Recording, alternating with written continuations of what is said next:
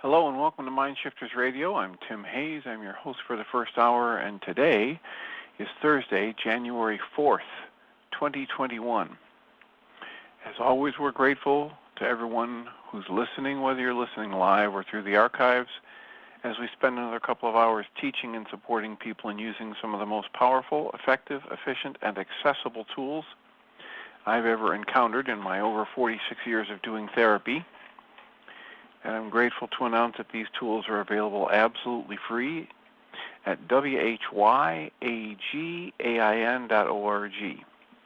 If you go to that website and click on the red and white bullseye or the link in the upper left-hand corner of most pages that says Start Here, it'll take you to a page where you can download and read Chapter 24 of Dr. Michael Ryce's book.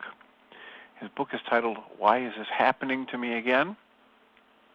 And that chapter of that book gives a narrative description of the primary tool in this work. It's called the Reality Management Worksheet, sometimes called the Reality Management Wake-Up Sheet. And it's a tool I've been using for over 16 years to improve the quality of my life, to manage my emotions, and to turn any negative emotions into an infallible guide, an alarm system to wake me up to the fact that there's something in error about my thought process and therefore my perception. And you can also download the actual worksheet from that website. Simple PDF. Click, download it, print it off, use it as often as you'd like.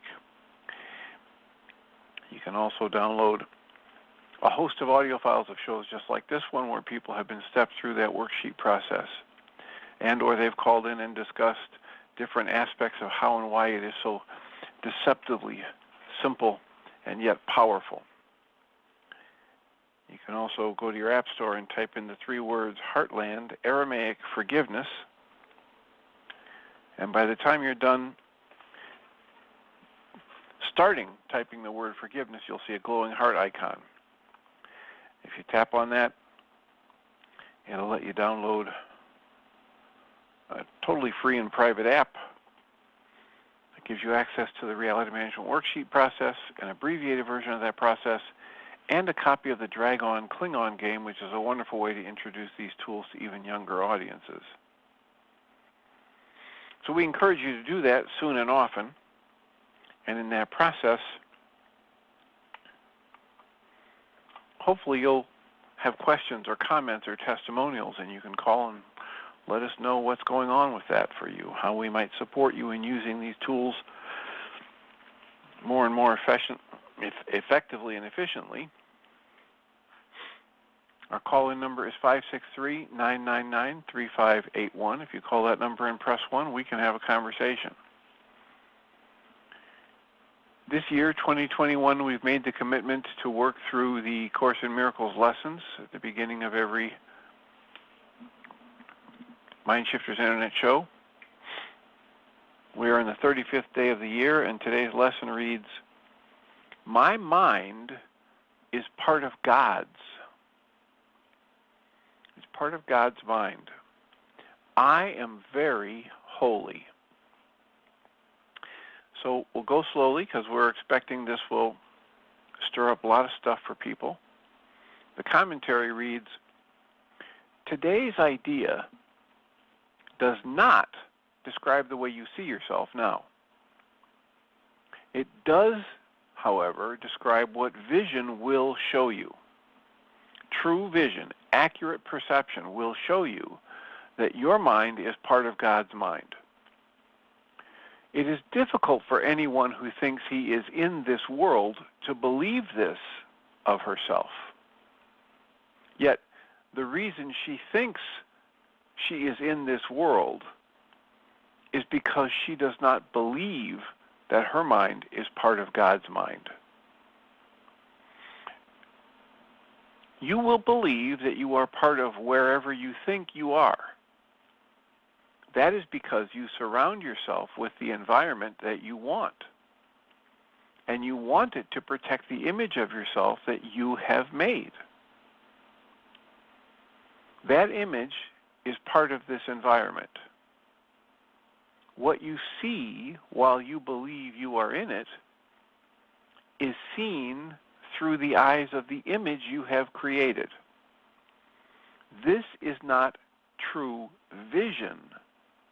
This is image creation. And images cannot see. So the idea for today presents a very different view of yourself. By establishing your source, it establishes your identity, and it describes you as you must really be in truth. We will use a somewhat different kind of application for today's idea, because the emphasis for today is on the perceiver rather than on what she perceives. For each of the 3 5-minute practice periods today, begin by repeating today's idea to yourself, and then close your eyes and search your mind for the various kinds of descriptive terms in which you see yourself. Include all of the ego-based attributes which you ascribe to yourself, positive or negative, desirable or undesirable, grandiose or debased. All of them are equally unreal. This is true because you do not look upon yourself through the eyes of holiness. In the latter part of the mind-searching period, you will probably emphasize what you consider to be the more negative aspects of your perception of yourself. Toward the latter part of the exercise period, however, more self-inflating descriptive terms may also cross your mind. Try to recognize that the direction of your fantasies about yourself does not matter. Whether you're thinking positively of yourself or negatively of yourself does not matter. Illusions have no direction in actuality. They are merely not true. A suitable unselected list for applying the idea for today might be as follows. I see myself as imposed upon. I see myself as depressed. I see myself as failing. I see myself as endangered. I see myself as helpless. I see myself as victorious. I see myself as losing out. I see myself as charitable. I see myself as virtuous. You should not think these terms in an abstract way. They will occur to you as various situations, personalities, and events in which you figure as they cross your mind. Pick up any specific situation that occurs to you, identify the descriptive term or terms that you feel are applicable to your reactions to that situation, and then use them in applying today's idea. After you've named each one, add this phrase, but my mind is part of God's, and I am very holy.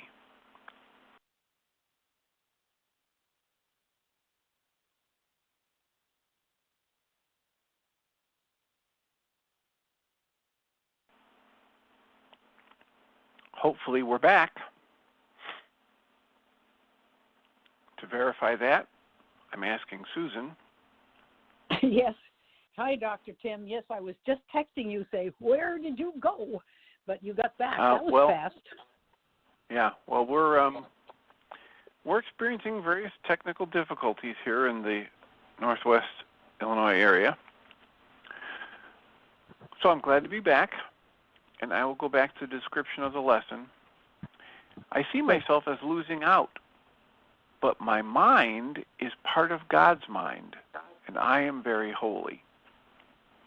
So during the longer exercise periods, there will probably be intervals in which nothing specific occurs to you. Do not strain to think up specific things to fill the interval. Merely relax and repeat today's idea slowly until something occurs to you.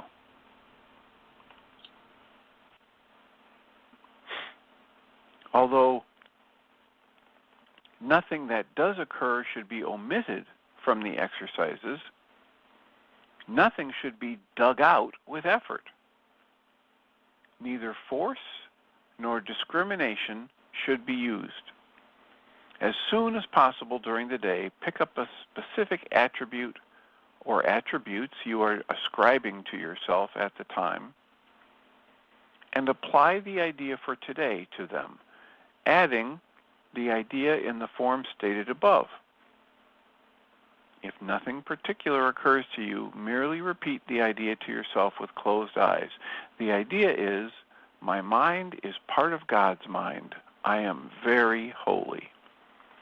And the format for any positive or negative thought would be, I see myself as depressed, but my mind is part of God's mind, and I am very holy. We've also agreed to go through Pam Grout's book, The Course in Miracles Experiment. Chapter 35 in that book is titled, The Bull in the China Shop. Fred Allen Wolf is quoted as saying, what is, quote, out there, close quotes, depends on what you choose to look for. Pam writes, one of the most infuriating dilemmas in science is that the moment researchers attempt to measure atomic and subatomic systems, they literally morph into something else. Like shapeshifters, they mutate once a human being gets involved. It's almost like they read our minds, and out of courtesy, they politely turn into whatever configuration we are expecting. You want to see a wave? Look, here's a wave. You prefer particles? Voila, particles. It's my consciousness, my expectations that forms what is there for me to see. And once that information solidifies, all other possibilities vanish. They are rendered non-existent. In other words, it's literally impossible to see, with quotes, the true nature of reality. Lesson 35 describes it like this. I surround myself with the environment I want. These objects, these people, these circumstances, and they seem to be out there. They seem to exist completely independent of me and what I think, but they're not. I am literally part and parcel of all I perceive. Nothing exists independently of my observations, at least for me, for my observation, for my perception. Nothing exists outside of my perception of it. Everything I see, all the alleged, quote, separate objects, close quotes, are linked to my mind in surprising and mysterious ways. Today, in 3 5-minute practice periods, I stop to look at how I am perceiving the world, and I concede that I'm the one setting everything into motion.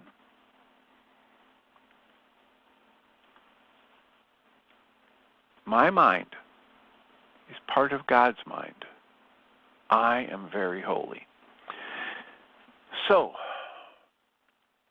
that's our lesson for today. We'll endeavor to remember to do 3 lessons for tomorrow, for Friday, Saturday, and Sunday, so people can work through the weekend on this if they choose. And we are available for questions or comments at 563-999-3581.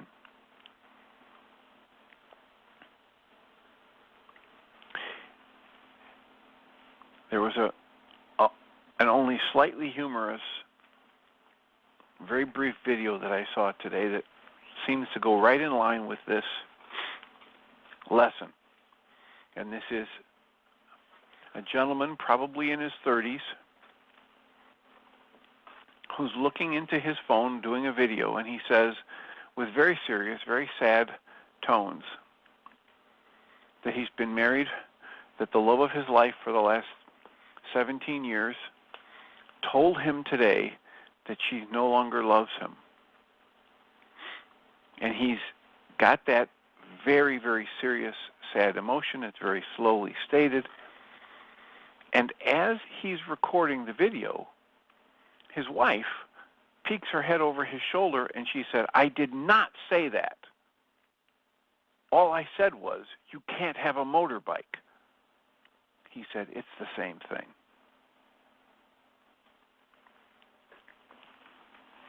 So we create not only our experience, but the meanings we give those experiences. And whether you're stepping into the awareness of how the observer affects the observed in quantum physics, or you're looking at how, as you change your interpretation of life events,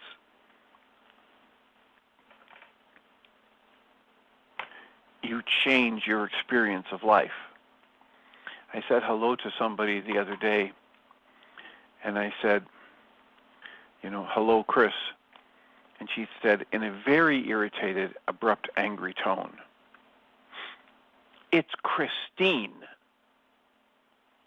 And I thought, oh, well, I'm sorry that you are so sensitive and quick to assume insult where there was none intended.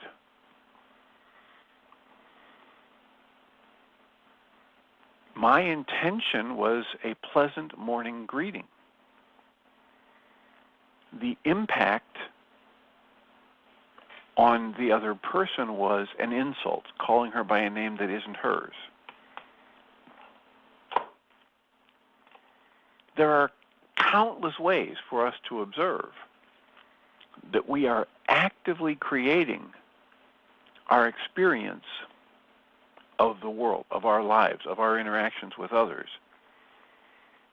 And that's one of the main things that we are hoping to help each other do with this work, to step into active application of tools every time our experience of life leads us to a negative emotional state or upset.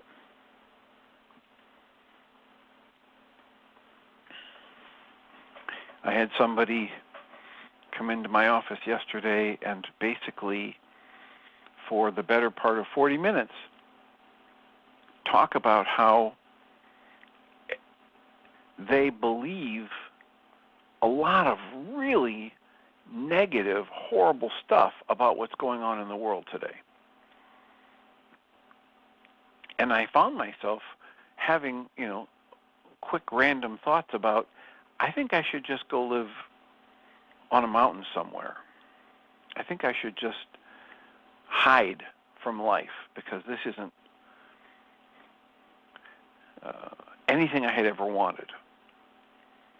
And I just watched those thoughts come and go. And I watched the energy of the person who was talking so energetically, emotionally, intensely emotionally about all of these beliefs, about the negatives that are existing in the world. And then I had an interaction with somebody in the moments after that, and this person was just, delightfully changing their life for the better by applying the tools, and I was left feeling, wow, this is really worthwhile. All this work we're doing is helping people, and as we help people one by one, we help each other, we help the world. And I just watched how my experience and my moods went so quickly from one side of the spectrum to the other. And that's what we're called to do in this lesson today. We're called to understand how whether we build ourselves up positively or we tear ourselves down with negative thoughts, it's all an illusion. And the essence of our ability to have existence and have consciousness or awareness comes from the same source, that same creative source.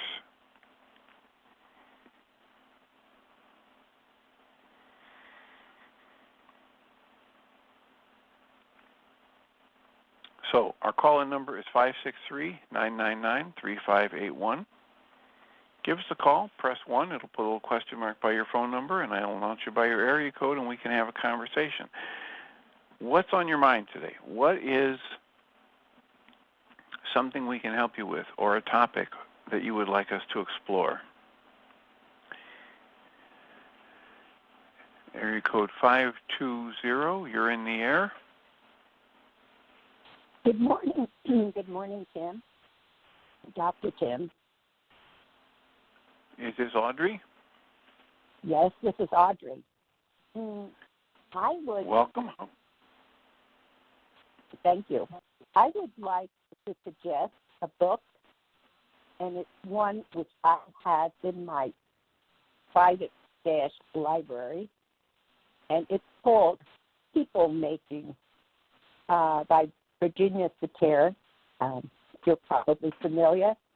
She was a family therapist, and it is written in, quote, layman's terms, and it has diagrams for effective communication, and it starts with the first chapter is about family, and that is my suggestion. I would like to see if you could expand on that book. And the title again is People Making? People Making. Did you say by People Making by Virginia Satir? Right. Thank you. Well, I am not familiar with that particular title from Virginia, although I certainly was exposed to her name and her as a family therapist. So I will look into it and see what happens. Is there a particular reason that you have an interest in that book? Is there a particular dynamic that you can point me toward as to why you're bringing that up? Yes. I am working on effective communication patterns, and it addresses many issues, and it has diagrams of communication styles, and that, to answer the question, it is because I am working on effective communication.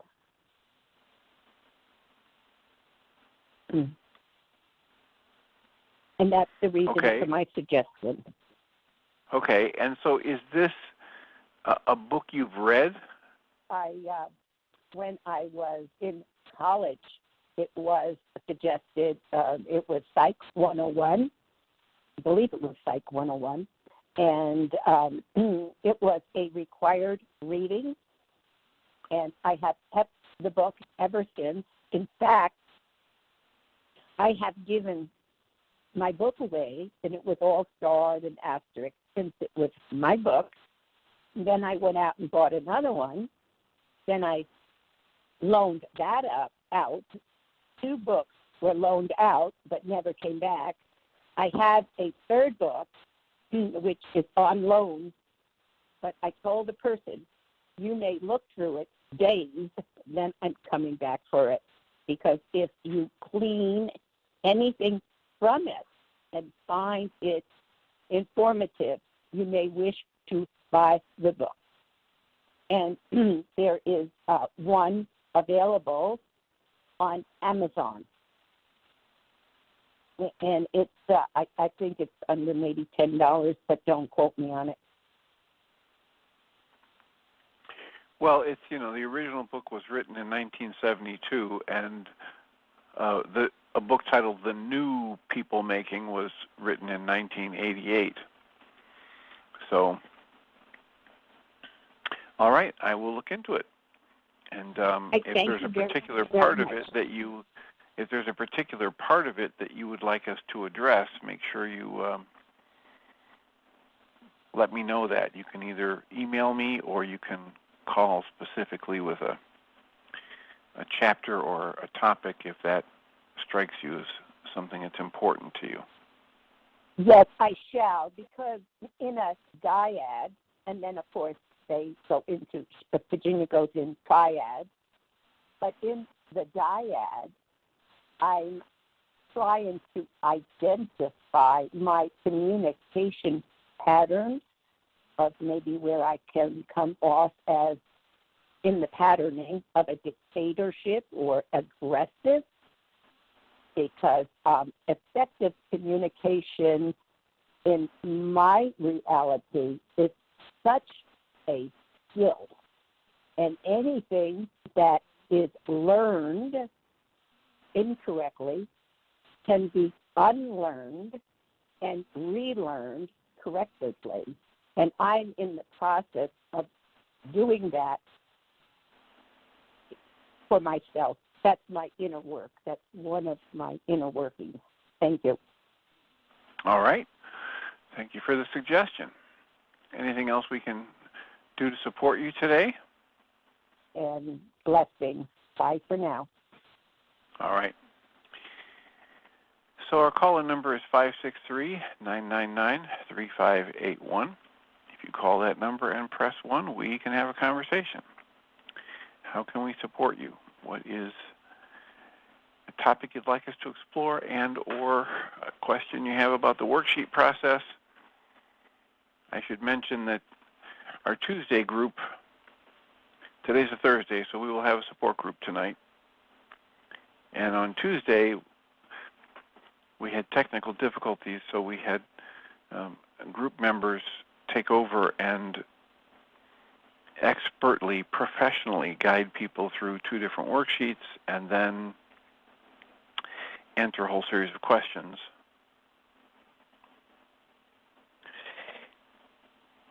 And next Tuesday, we're going to try to entertain another group that does some kind of natural health work, and we're going to try and share with them the concepts of this body of work that Dr. Michael and Jeannie Ryce make available at whyagain.org. And it is,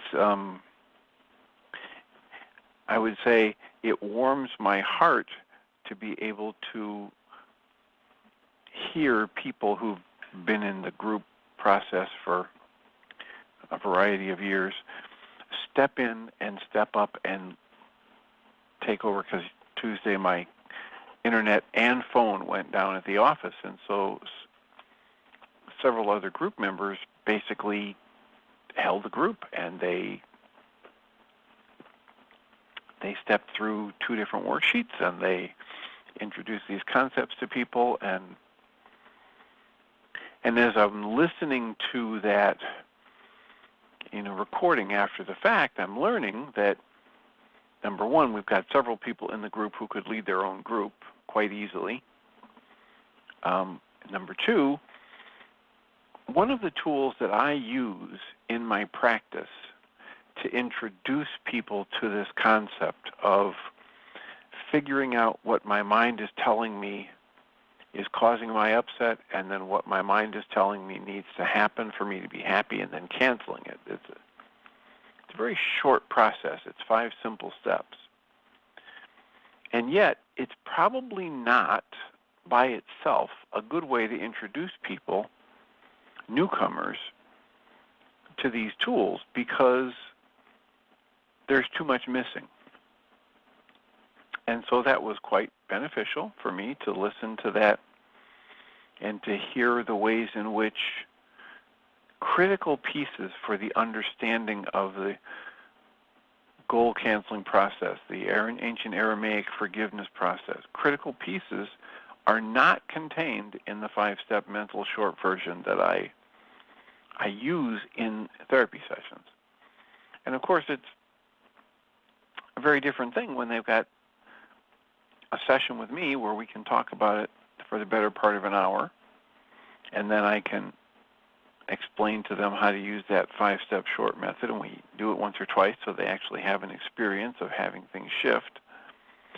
And then they've got access to me and all of my years of experience in dealing with this to answer all the questions as we make a transition from that 5-step mental short version into the full 7-step or 11 or 12-step written process. So again, as I mentioned on yesterday, I have tremendous gratitude for the people who step up and help when technology precludes me from being present for the group. And I encourage people to join us in our group. We're going to be having another group tonight. Full information about how to join that group is available at MindShiftersAcademy.org website. A separate page for the Tuesday sign-in information and a separate page for Thursday. And come one, come all. Come join us. Come find out a little bit more about these tools and the fundamental observations that all of us can make that underlie how and why these tools can be so powerful and effective. And tonight we will probably listen to a little bit of Jayam from a darshan that he did explaining the way of mastery, because it is very much in line with today's lesson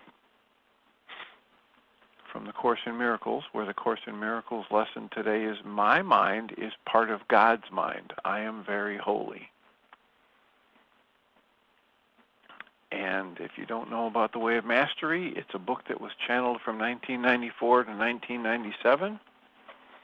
And then from 2011 to 2013, the man who channeled that work did a series of darshans, which are just teaching lessons. And he did it live online, and I was quite privileged to be able to partake in that. And I paid the money, and I, week by week, either sat in on the lessons as they were being spoken or downloaded the recordings, and now I have those at my disposal, most of them anyway. And all these years later, we're finding that with YouTube and the Internet, a lot of this stuff's available absolutely free.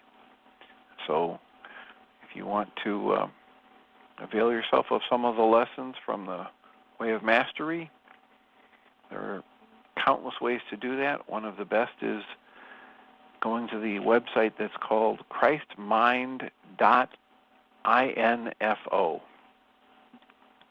christmind.info. And if you go to that web page, you can get access to the book, The Way of Mastery, and a recording. I believe it's the original channel, the recordings. You can also get access to the book by Joseph S. Benner titled The Impersonal Life. And A Course in Miracles, the Course in Miracles Sparkly Edition, and probably several other books at this point in time. So if you want to get a slightly different angle, a slightly different aspect of much the same as what you'll get from A Course in Miracles lessons and what you'll get from listening to Dr. Michael Ryce and Jeannie Ryce and the MindShifters radio, or what you'll get if you tune into the MindShifters support groups.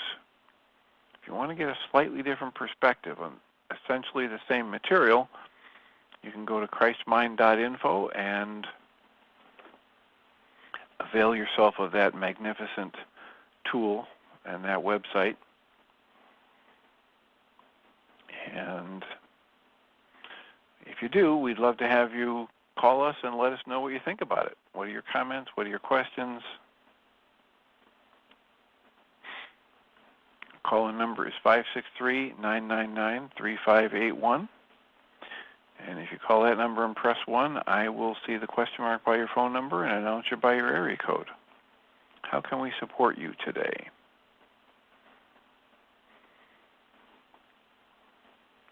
I think the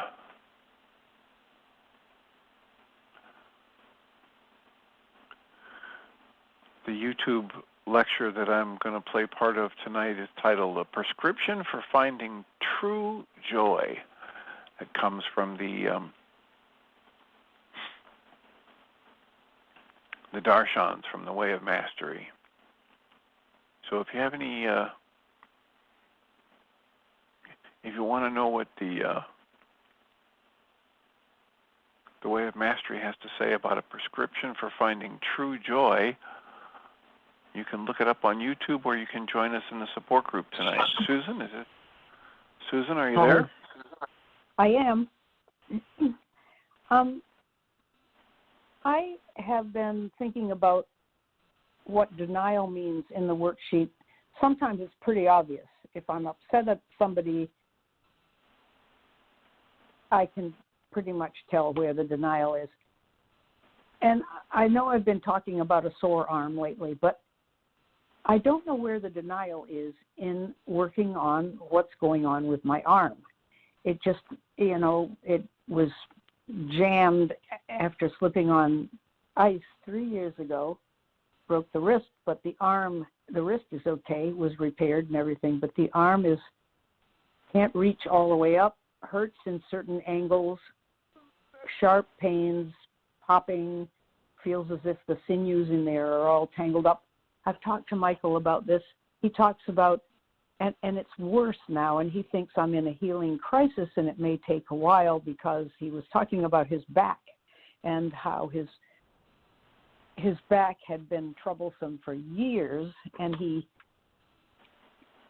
did some intense work because it came back for some reason, and he uncovered another memory that was pretty dramatic. And in uncovering it and working on himself, both physically and emotionally, I guess, in all the ways, using the tools, after 4 days, his back was back to normal, no pain. And I was thinking, I would like to do that. And I was feeling jealous that he could do it. And he was very nice. We were on the group last night, and I said, I'm jealous. He said, well, look, I've been doing this work for so long, and give yourself a break. It may take a while. But when I do a worksheet on it, I say I'm going to give up my denial, but I really don't know what that is.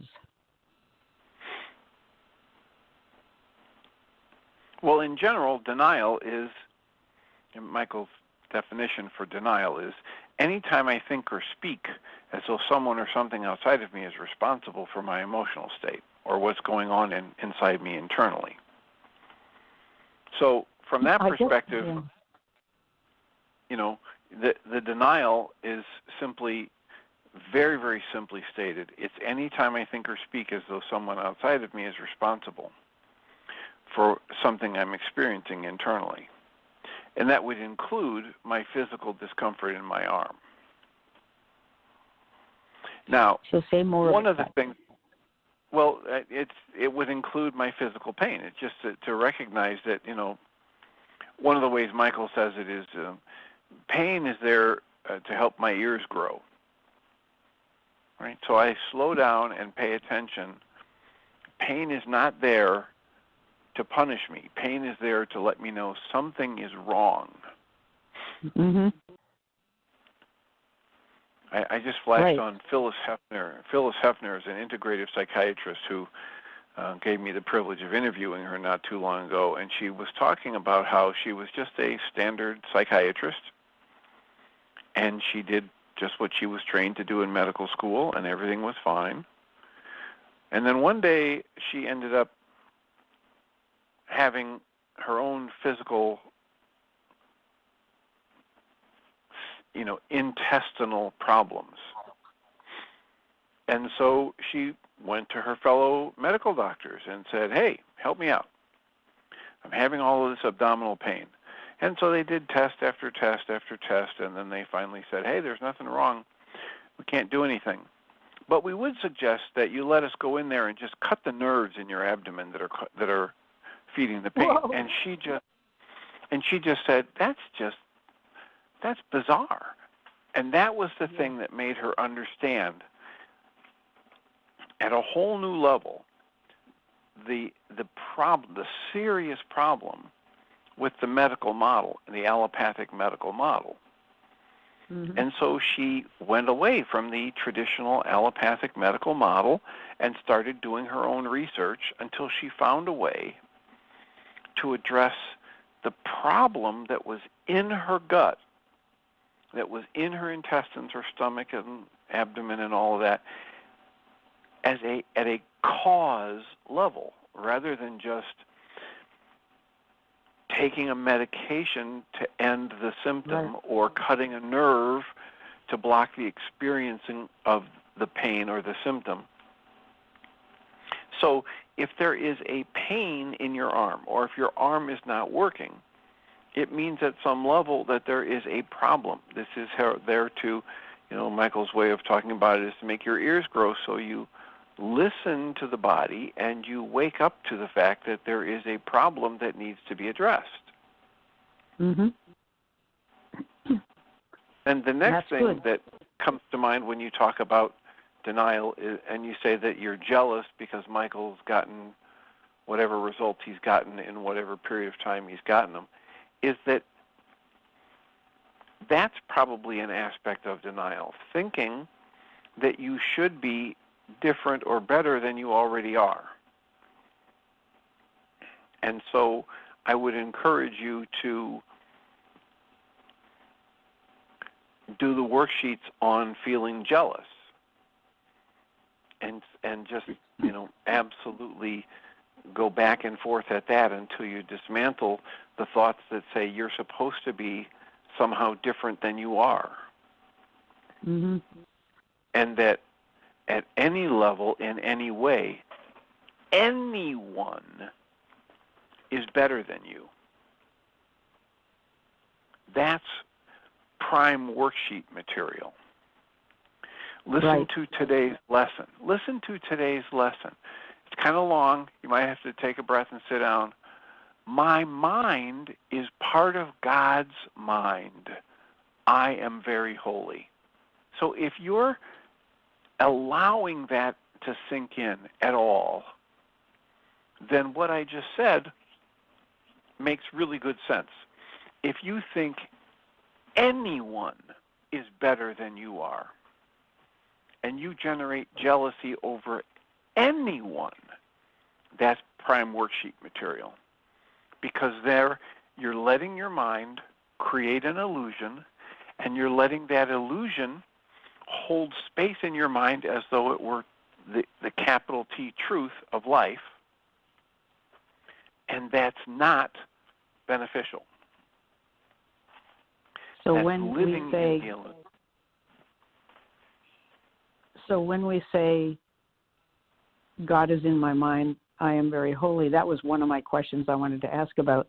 I have thoughts that are obviously erroneous. They're thought disorder thoughts, like the one you just talked about. That isn't God in my mind. Or is it? Well, but we didn't say God is in my mind. The lesson for today is very different than God is in my mind. The lesson said, my mind is part of God's mind.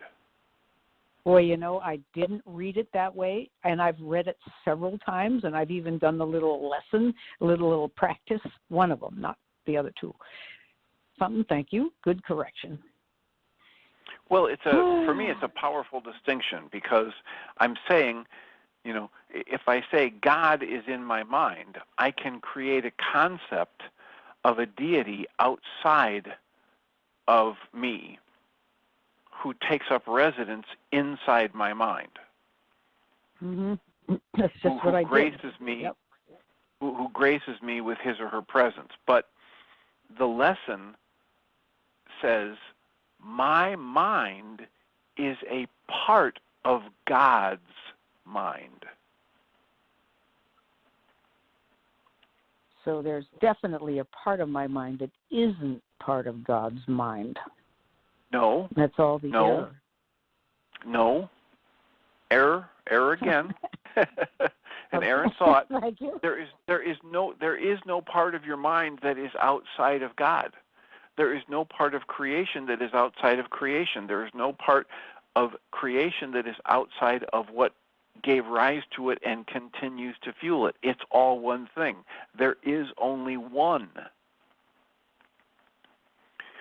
Some of these teachings say there is only one mind. There is only God. God is everywhere. God is love. Everything is love. All of these different... Remember, we're using these fractional letter combinations and vocalizations to try and point at something that goes way beyond what our conscious logical mind can comprehend. So the word, as Krishnamurti would tell us over and over again, the word is not the thing. Yeah. So you're probably better off at some level like Pam Grout. She doesn't use the word God. She says, you know, the great oneness or the dude or all that is, or and she uses phrases rather than the word that G-O-D. Yeah, that's really good. Yeah, that's good. But the way you interpreted this lesson is to say that God is outside of your mind and comes in. But there is another aspect to this lesson, and it quite literally says, my mind is part of God's mind. I'm not all that God is, but the part of me that can have awareness, that has consciousness, is part of the one mind, is part of God's mind. And so if I think anyone or anything is better than me, that's an illusion. And that's an illusion worthy of a whole stack of worksheets. So your inferiority, your not being as good as your mother, your father, any mentor you have, Michael Ryce, that thought, that picture in your mind is illusion. And that illusion is fueling the pain in your arm, among other things. Among other things, yeah. Definitely. I think there are a lot of other things. Jeannie texted me and said that Louise Hay said that weakness in the non-dominant arm, I mean it's the left arm for me because I'm a righty, has something to do with having to hold the world or hold too much responsibility. I should go back and read it. But whatever she said, I translated it into exactly what I feel it is. And then the amount of sorrow and upset and wakefulness at night and weird dreams has been just, it's like this gush of stuff just by having that thought. Pieces of music coming to mind that are like the epitome of longing and sadness, and it all has to do with wanting to protect my children. Then I'm reading my mother's letters to me, which I didn't dare read since she died 15 years ago. I finally had the guts to take them out and look at them. What are they filled with? Among many things, they're filled with her worrying about her 5 children, all 5. I would hear about how this one and that one was doing this and that, and it wasn't a kind of fussy worrying. You could just tell we were at the center of her heart, and she just wanted us to be okay. And she often said, you girls and Bill, there were 4 girls and a boy, you don't complain. You're such troopers, and yet I know you're doing this and going through that. And I'm thinking, when I was going through, like I had to have 3 corneal transplants early on, when I was about 26, starting at 26. And long story there, but they were successful. The second one wasn't, but the third one was. They were successful, and I don't remember being upset about having those operations at all. It was a nuisance. I had to stop my life, had to be very careful, and my mother worried. And I'm thinking, maybe my kids are going through stuff, but they're not suffering. And I'm suffering for them. I mean, Dr. Tim, I've gone on a tangent, but this is pain in the arm. It's just all Yes, it as is. if yeah. It's not a tangent. It's all related. Mm. So do those worksheets. I'm doing them. I did 4 worksheets already today. Yeah. And then, yeah. in an effort to facilitate your process, catch yourself with any negative thought that says you're not doing it well enough, you're not doing it fast enough, and just recognize it as an errant thought and part of the illusion, and take a breath and let it go. Mhm. Yeah. And allow the time. Michael was great. He said it may take time. It took a long time going in. I was telling you yesterday, my son started obsessing about school when he was in the 1st grade. I've been carrying him around since 1st grade, and he's 48 years old. So, yeah, Michael was saying it might take a while. That was wonderful to hear. But I don't want to, this is not compromising my life much at all. It's just that I'm accustomed to having both arms full steam and the rest of my body too, and I'm spoiled, and I want it back. Okay, but now listen, please. You just said this is not compromising my life that much at all, right? And what you're referring to in the this is the pain in your arm, correct? Right. But the other stuff is. But yes. Look at the pain in your arm as just the wake-up call for dealing with all the other stuff, because that is really what's crippling you. Yes, it is. And it's hurting my kids, I'm sure, which is another layer of bad thinking. I've got to go much deeper than that into a place where it's all right. Is all right. And the more you do your own work, the more deep, rich, and profound the gifts are that you give your children, because you give them this living, breathing example of the fact that it's never too late for them to learn and grow and change and become the kind of person they would like to be. I hope they get that, because it is pretty late.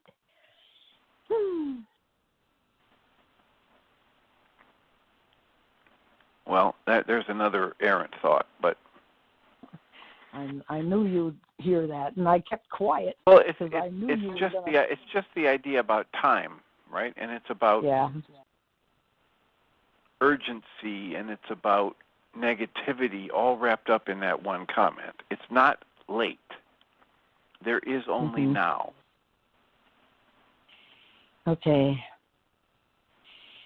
Breathing on that one.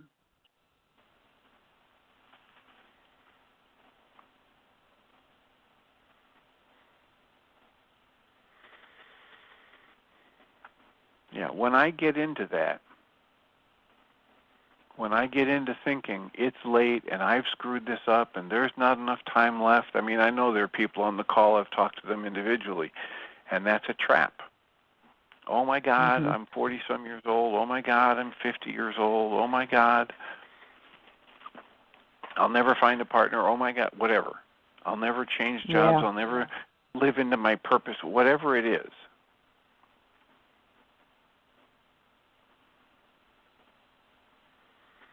And that's just errant thinking.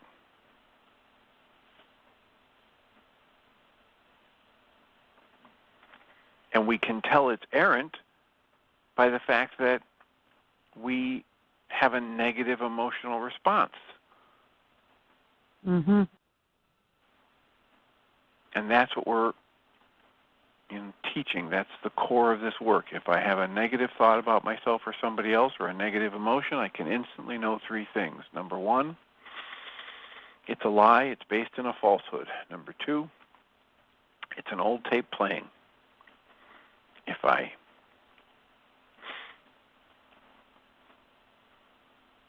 act as though that's about what's going on in front of me in the moment, I'm going to get everything all mucked up. If I take an action from this thing. If I let my mind tell me I'm upset because of what's in front of me, I'm going directly against Course in Miracles lessons, that I'm never upset for the reason I think I am. Mm-hmm. Because I'm upset because I'm seeing an illusion, etc.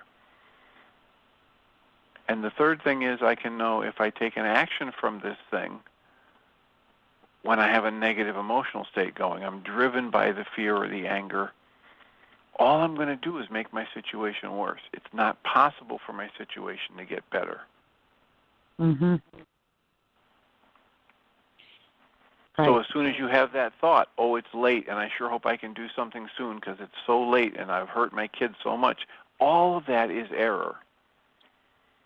What you have given your children, the good, the potential for growth and love and all of that you've given your children so far outweighs any negative that it isn't even funny. It's like the statement about how the only significant difference between me and anybody else who's ever lived on the planet is the degree to which we are able to live from the realization that we're all the same. There is no difference. There is no deep negativity. There is no lasting damage that can be done to another spark of consciousness.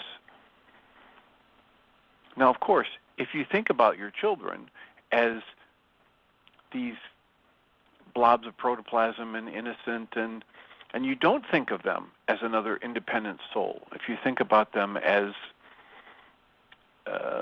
some kind of a statue or toy that you brought into existence that you're then responsible for, then you end up with an entirely different perception. But if you think of them as conscious entities, just as you are, and you apply the same observations to them as you do to yourself in these lessons, and then it changes everything. And then you realize in a heartbeat how unproductive it is to think in terms of how you've damaged somebody or hurt them. Because the essence of our lessons are that nothing of value can be added unto me and nothing of value can be taken from me. I'm whole and complete the way I am. Well, so are my children. And they have their own life journeys to express. Right. It's good to hear all that. Well, I realize we have exhausted our first hour, so thank you once again for the call and your comments and questions. And I support you in doing those worksheets, especially those that are focused around thoughts that there's something wrong with you. And I will mute your microphone so you can listen in, and I will welcome Jeannie Ryce by saying we come from love. We're made of this stuff we call love. We actually are love, and everything else is false. Welcome, Jeannie Ryce. Thank you, Dr. Tam. Appreciate you. Same here. Have a lovely show.